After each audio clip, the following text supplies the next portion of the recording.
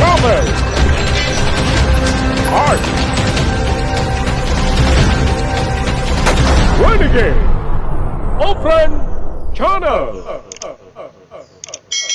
Basta mga idol, isa na naman po mapagpalang araw sa ating lahat. At panibagong DIY na naman po tayo mga idol. So kung napanood nyo po yung unang video ko po na in-upload, itong latest video ko po na in-upload, pinakita ko po doon kung paano po tinabas yung ating ginagawang molde ng ating project na PVC holster. So sa unang bahagi po ng video natin ngayon, ay ipapakita ko naman po sa inyo kung paano ko idinikit o inassemble yung ating molde, yung kaliwat kanan po na bahagi ng ating molde. So ito na po mga idol, panoorin po natin.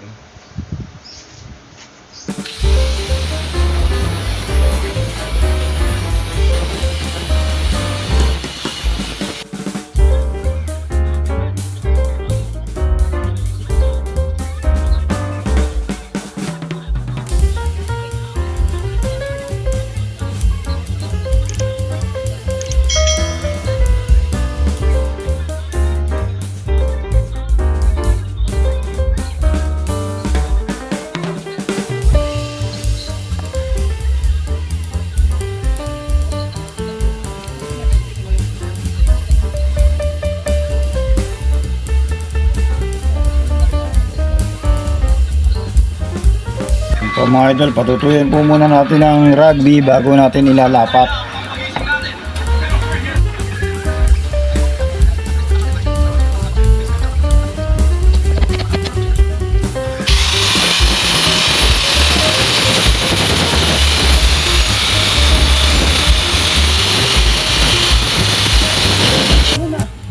Ngayon naman po mga idol ay kukuha tayo ng isang pirasong plywood na kasing kapal po ng PVC na gagawin nating holster.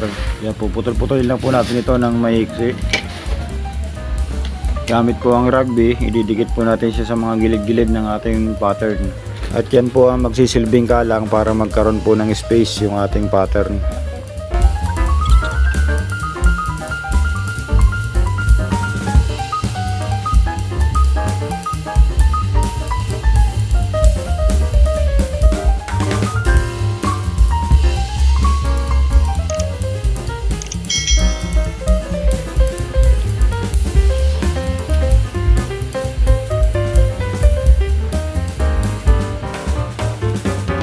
So mga idol, nilalagyan po natin ng rugby. Ayan po yung pangalawang layer ng ating pattern. Ididikit na po natin. Pandikit dahil wala po tayong super glue. Lalagay po natin dito sa ating ginawang ito naman po. Isa. Susunod natin lalagyan ng rugby. Ito.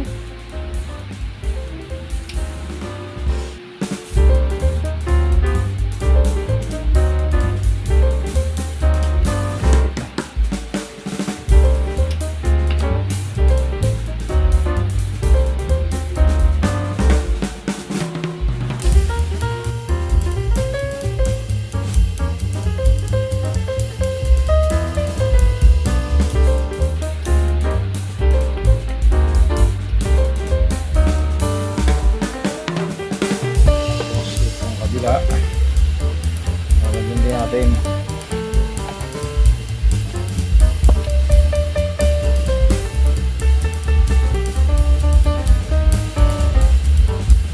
Yan po mga idol, pinatutuyo po natin ang rugby gamit ang hot air gun blower.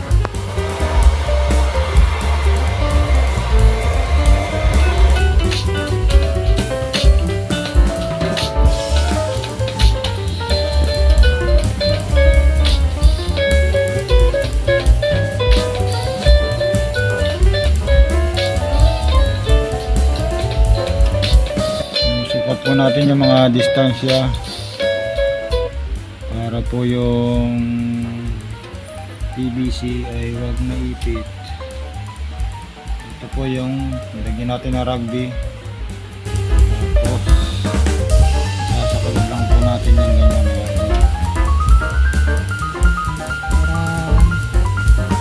Yan po yung final na layer mga idol. Ilalapat na po natin. Tara! Ito na po yung ginawa natin na molde.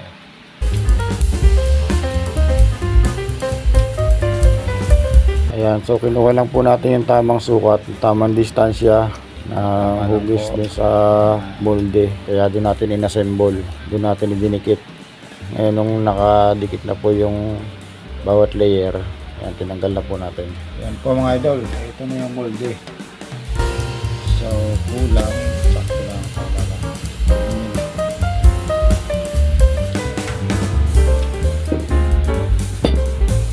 Diba? Tapos ito naman yung kabila. Ito yung kabila mga idol. Ayan. Ganyan. Ganyan. Ito po yung si babaw. Ganyan. So yun po mga idol. Inyo pong napanood ang unang bahagi po ng ating video sa araw na to. So yun nga po mga idol, gumamit nga po tayo ng rugby sa pagdidikit po ng bawat layer. At nilagyan din po natin ng isang manipis na kahoy na kasing nipis po ng PVC na gagawin nating holster para magsilbing kalang. At ito po ay para po ma-maintain yung bawat space, yung pagitan po ng pagkakalapat sa bawat anggulo po ng design ng ating molde. Kaya naglagay po tayo doon sa bawat anggulo ng maninipis na kahoy bago po natin inilagay yung ina-assemble natin na bawat layer. Na-assemble natin na layer ng molde. So sa pangalawang bahagi naman po ng ating video, ipapakita ko naman po sa inyo kung paano natin ginawa yung ating PVC na holster gamit itong ating ginawang molde. So ito na po yung mga idol, panoorin po natin.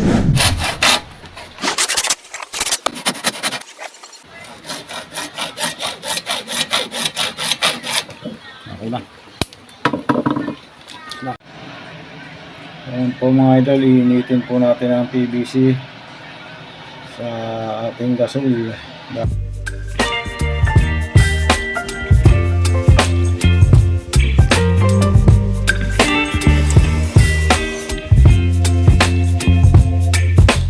Mga idol, ating pong iinitin para maging flat.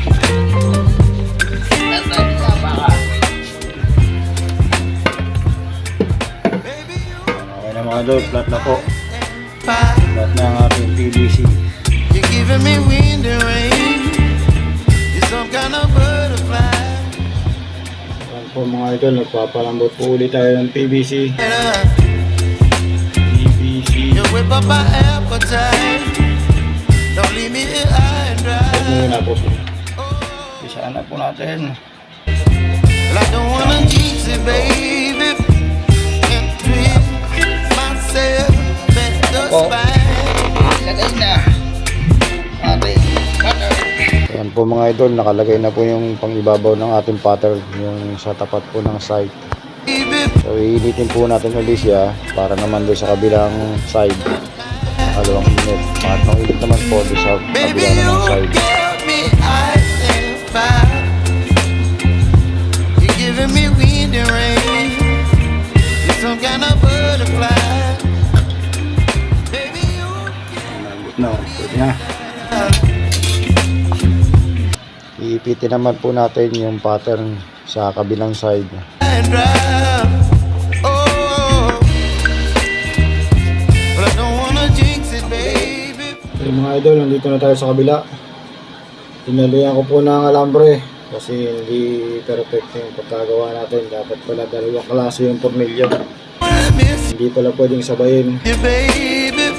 So I stay Meron sana tayong hot air gun. love and speak just by Dito mind. na tayo sa kabilang parte. Oh, Hindi natin masyadong ilalapat sa apoy. Gawa ng nalulutong masyado yung PVC. Para ng bula-bula. Pati Yan naman po yung kabilang side, yung kabilang gilid ng ating pattern, ating molde. Lalapat na po natin mga idol.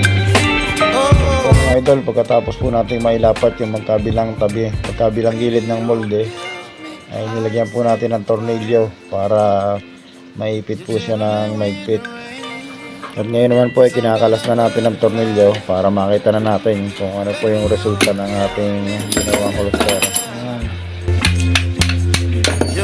Guys, tarang! Hindi masyadong nahulma yung kanan at yung kaliwa. Okay, maganda itong pagkakagawa nito. Ito, hindi masyadong nahulma. Ayan na nga po mga idol, tinanggal ko na po sa ating molde. Yan po yung resulta ng ating ginawang PVC holster. At hindi nga po masyadong nahulma itong kanang bahagi. Ayan. Ayan naman po yung kabila, yung sa kaliwa. Ayan, medyo maganda yung pagkakahuluman niya. Ayan, next time tatanggalin ko na itong design na to. Ito naman po yung loob. Ito yung style niya sa loob. Ito naman po yung sa harapan. Ano, ito po yung pagkakagawa. Ito naman po yung sa ibabaw. Yan, nahulma po siya ng ayos. Yung sa tapat ng site. So, ikakat ko na lang po dito para maging korting holster na po. Mga idol, meron po tayo ditong Glock na pellet gun. Pellet gun po yan mga idol. Ayan o. Ayan yung bala niya, bilog. Pellet gun lang po yan mga idol. So, tetestingin lang po natin kung kasya. Oops. Talagang swak o swak. Ayos na mga idol. Parang Kydex. Kydex holster. Ito, dito natin ilalagay yung tornilyo. Kaya ganyan. Yan yung pinaka bracket ng tornilyo. Okay na mga idol.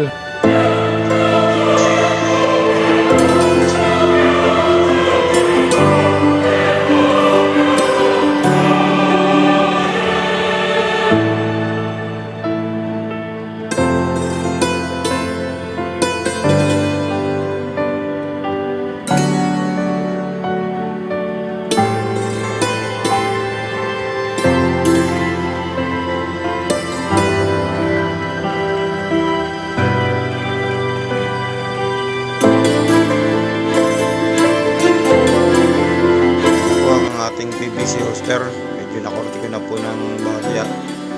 So hanggang dito na lang po ang video natin sa araw na to. Thank you for watching.